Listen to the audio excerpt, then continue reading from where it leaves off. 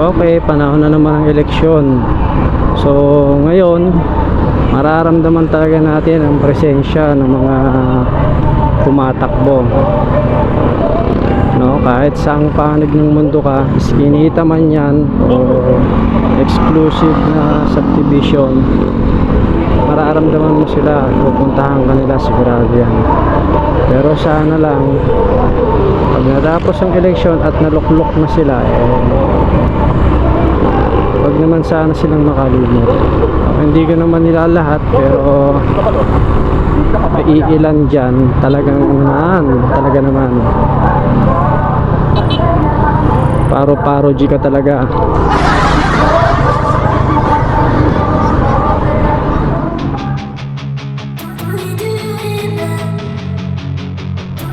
Alam niyo yung doble plaka na yan na pinaano ni Senador Gordon, mali lang yung pagkakaintindi ng iba eh. Kahit ako nung una nung unang narinig ko na doble plaka, it means isang plaka sa harapan at isang plaka sa likuran. Yun yung pagkakaungawa ko noon. Yun ang pagkakaintindi ko, kasi wala naman nag-explain sa akin eh.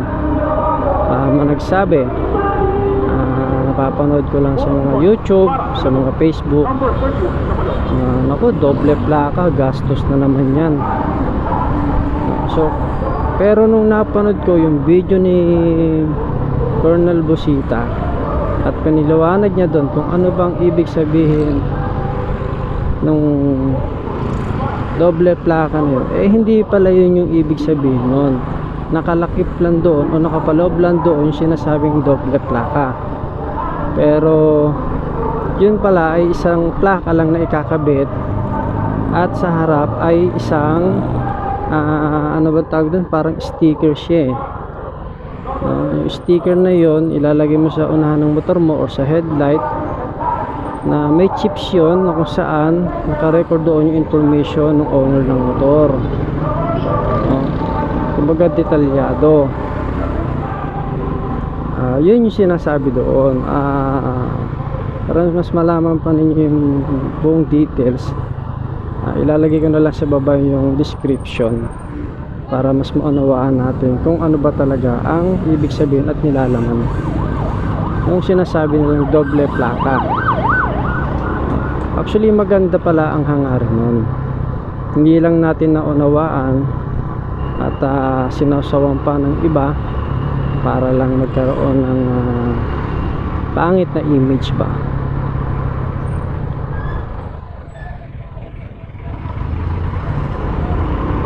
Kaya lang hindi nga ito naipatupad dahil sa maraming gusot, hindi sa batas pa, dahil nga marami pang kumbaga sa aayusin. May mga tanong, ito ba ay pwede sa mga below 400cc, parang sa mga 400cc lang ata ito applicable. Kasi di ba nga yung mga motor na below 400cc napapalitan ng mga piyesa tulad ng headlight.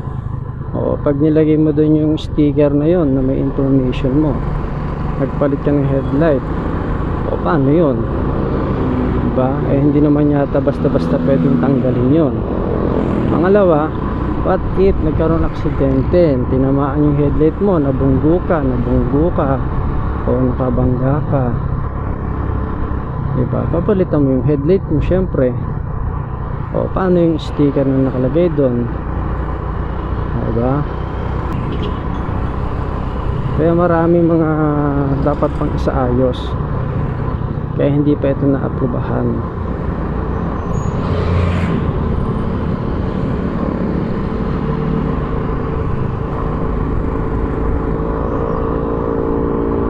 Maganda ang kapag si Colonel Busita talaga ang nag-explain, maganda, malinaw, pulido, detalyado, hinihimay niya talaga. Kaya sana suportahan natin ang One Rider, number 14 to sa balota party list.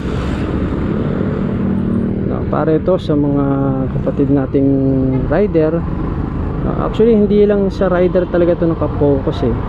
Sa lahat ng mga nagmamaneho na naabuso, na hindi nabibigyan ng atensyon, no? Lalong lalo na doon sa mga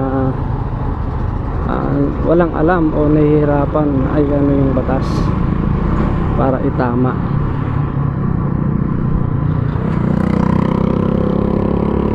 Sakop na dito yung mga jeep driver, truck driver, bus driver, diba?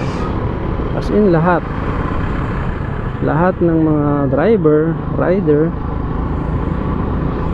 na may reklamo na kung sa tingin nila mali yung pagkakahuli sa kanila.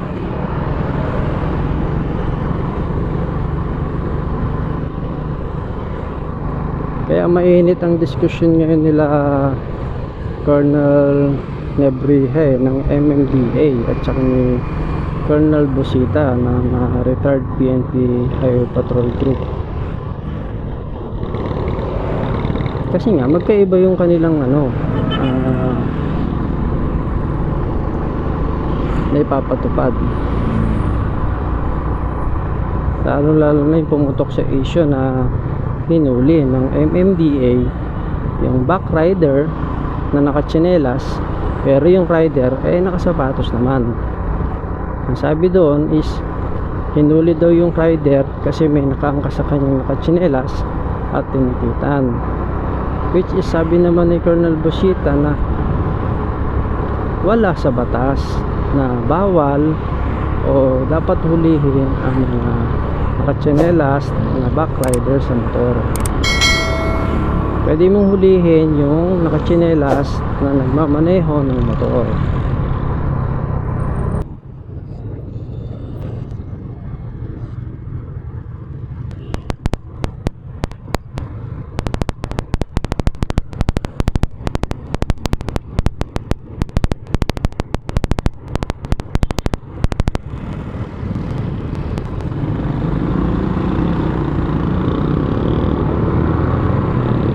Si kuya paatras ng paatras eh. So yun nga, mabalik tayo doon.